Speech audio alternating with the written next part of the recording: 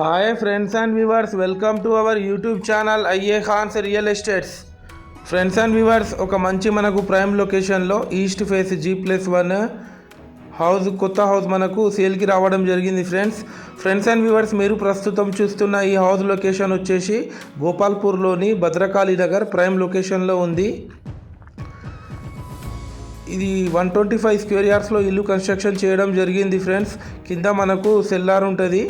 First ఫ్లోర్లో 2 BHK quality construction చేశారు. 100% వాస్తు ప్రకారమే కన్స్ట్రక్షన్ చేయడం జరిగింది. ఫ్రెండ్స్, ఈ హౌస్ డైమెన్షన్ వచ్చేసి 22.6 x 50.